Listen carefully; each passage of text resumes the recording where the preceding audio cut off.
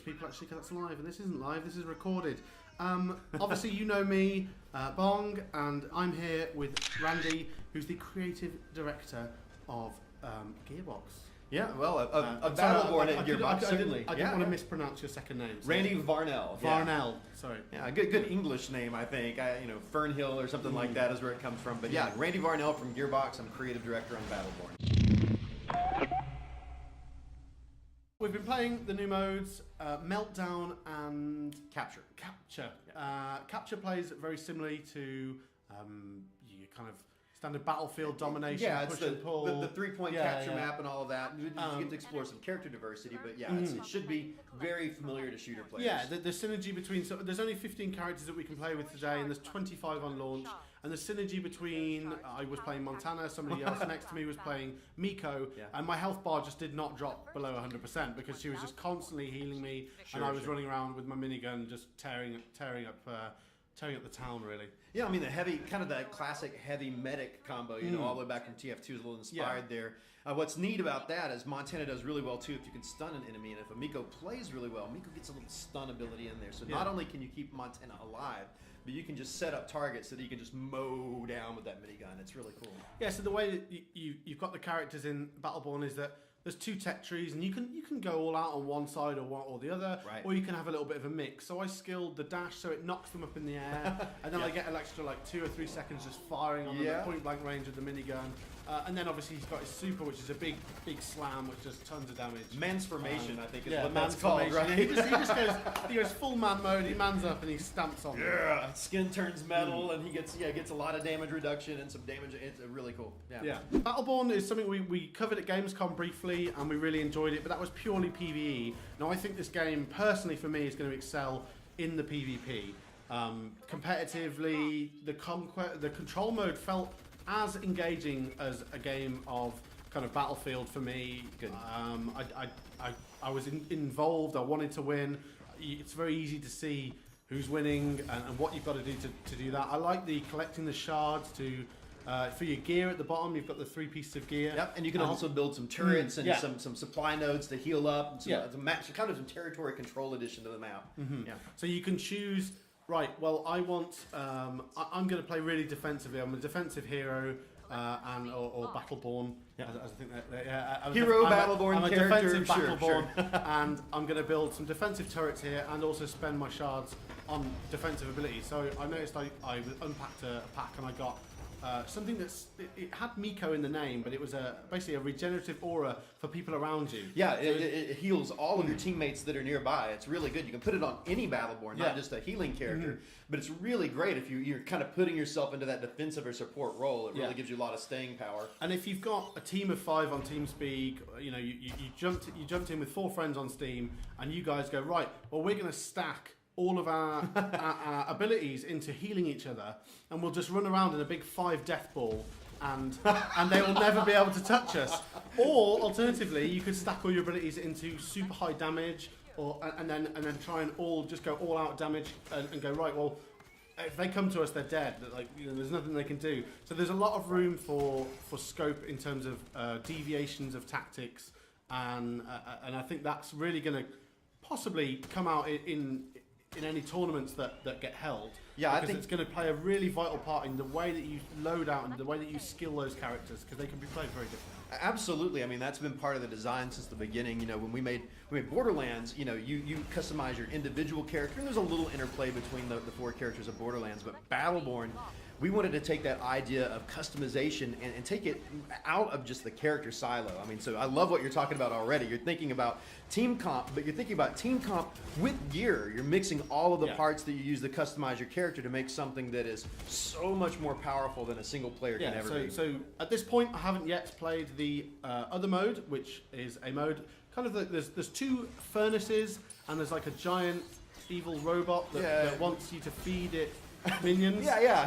He was originally in charge of minion recycling for kind of the LLC, one of the factions in our universe, but has gone a little bit crazy there at the end of all things, and now fancies himself an angry robot volcano god. And he has remade the recyclers with a visage of his face on them, and you've got to get the little minions in there, and it appeases him by making sacrifices of the minions to his godhood. Okay, yeah. So you've got these minions, and you're delivering them into these furnaces to gain points. So you can kill the enemy players, but that doesn't net you any points. Killing the other enemy minions will then deny them points, because if they're bringing some minions to the furnace and you kill those minions, then they can't do squat with them. So I think there's layers of strategy there. Certain heroes are going to be better at killing the minions, I guess, than and maybe even feebling and slowing those minions, so that your team have more of a chance to actually to kill them and stuff like that. Yeah, that's cool. You can't wait. You talked about gear earlier. I think gear is really important. In fact, there's a really interesting choice. Gear, when you bring it into a match, isn't on by default. You have to collect those shards and power it up. In a mode like Meltdown, the shards are also spent on the buildables in the game, on turrets, on the healing nodes, and all of that. Yeah. It's extremely important. In Meltdown, one of the things you can build are accelerators, logistics nodes that accelerate you and the minions, so it makes it faster to the gate. And so bringing those into the match, and keeping those up for speeding up your minions and slowing down enemy minions becomes really important. But you have to make a choice. Is it gear for me, or is it speed for my team? Yeah. And you can even, you're talking about layers and depth, if you get really smart and have a player that's good at it, you can have a player that's even dipping down in the enemy side of things, taking all of their shards, denying them currency for the growth on that, so they can't power up their gear or their buildables. Right, yeah, so there is tons and tons of depth. I'm really excited to see where it goes and whether the esports scene is going to kind of grab it and run with it, because I think there's a lot of potential there. Well, good. We haven't talked a lot about esports. I mean, it's so many games come out like we're an esport. With Battleborn, it's been so important for us just to be sure that the competitive is good, that it's balanced, and it has the potential there. And hopefully, guys like you and your team, get together and no, this is a sport, we like to play it. And if you do, I promise you, we're going to be right there behind you, ready to support it with balance and features and patches and all. So a little bit more specific on that, and maybe you can answer these questions. Private matches. Yes. So absolutely. Is it dedicated servers or peer-to-peer? All dedicated servers. Excellent. Okay. Brilliant. I noticed there's an in-game currency that you use to buy packs to get new gear. Yes. Is that going to be something that's going to be available for purchase? So £10 or get me 10,000 in-game currency, or is it purely in-game? At the moment, we want to be sure that the retail launch is all kind of a closed ecosystem. We've talked about, what people might want to buy and purchase with additional dollars. I want to be sure that the game is cool and awesome, and using the credits that you're earning through your gameplay right at the beginning. If people want that, or they want to look at some other things, they might want to, we haven't talked about any DLC or post-launch plans yet, but holy crap, I'm not out of ideas yet. We've got a lot of stuff that we could do as far as characters and modes and different ways to expand the game. And if people like the game, dig the game, and play it with us, we would love to follow that along. But at launch, the credits, you'll only get them through playing. We want to be sure that there's not a kind of a pay to win so aura you on that. Can't just dump money into it. Just keep rolling until you get all the epic loot, and then.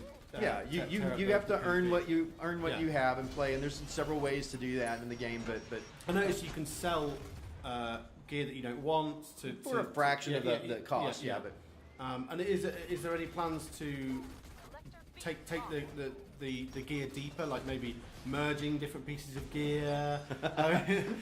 You're right on track with where we're thinking about it. We're going to have a good base functioning balance system at launch. That's what our goal is. We've got tons of ideas. You've seen other loot systems and other games do. We would love to go with factional sets or set pieces. At launch, you're going to see a good game. You're actually going to see a lot more variety than even you're seeing here. The internal builds already at Gearbox do a lot of other things with gear and a lot of cool concepts that I don't want to spoil just yet.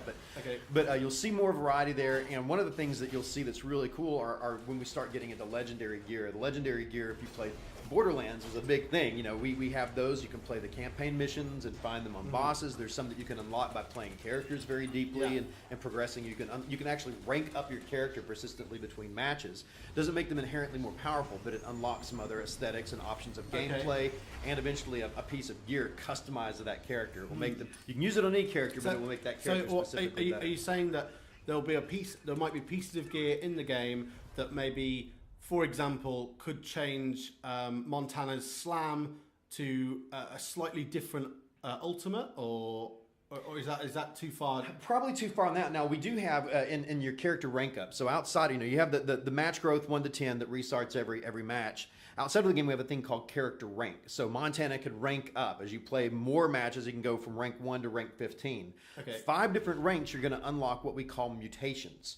A mutation is essentially a third skill that fits in that on the DNA helix tree, yeah, right? Yeah. That gives you another choice. That's the type of thing where you might see Montana Slam taking on a different characteristic or whatever. Not inherently more powerful, but again, for an advanced player, that character gives you even more options with your builds. And we're trying to be sure that the mutations are really jump off points for really specialized builds for advanced play. Yeah, I noticed that we'd got the number 1s on all the characters, and I presume that was a rank, and I thought, oh, maybe we'll get different skins, That's something like that. There's also some skins and aesthetic in there that you'll be able to unlock through ranking up, and taunts. The taunts where Montana does if you saw that, I think in Montana that you have right now has a taunt where he holds his gun over his head. Yeah, he kind of does like a big flex and then a pelvic thrust. Right. If you saw the Rendane trailer where they talk about butt theatrics and Montana's there kind of patting his rear and doing that, that's a taunt that you can unlock by ranking up your characters. Excellent. So. Okay, cool. So yeah, I mean, I'm big on MMOs and RPGs where you can kind of spend time and get more out of a character the more you put into it. And so I'm kind of I want this on my PC at home so I can just start playing on my favorite characters and start. I haven't even gotten into more unlocks and all sorts of stuff. It's deep. There's a lot of time you'll be able to spend with the character and be rewarded for that and unlock. So. And obviously for people that aren't solely into the PvP, which I think I will be playing probably a 70-30 PvP to story. Yeah. I'll run through the story, and it does seem pretty cool. There seems to be some nice writing in there, bit of humour, and the bosses are like giant spider tanks and really named Jeff. Named Jeff, and huge things like that. So that's pretty cool as well. So and it's all cooperative, isn't it? The story, right? Yeah. So how many players can play through the story? Up to 5. So you can play single player up to 5 player co-op. And any combination, I like to duo a lot with I have a couple of friends, so I can't always find. If you don't have 5 friends automatically, we do support matchmaking into those modes as well. Right. So we can find 5 new friends for you that you can hopefully all the group works out. And you can also play split screen local. So 2-player split screen if you want to do that. We knew a lot of Borderlands players who love the split screen thing, so we've maintained. So you sat on the sofa at home, you and your girlfriend, you and your boyfriend, whatever, and you want to play through the game, and you've got 3 AI that are backing you up. Yeah. Cool. Excellent. Oh, we're being called away by the evil community manager, Aaron. So thank you very much for your time, Randy.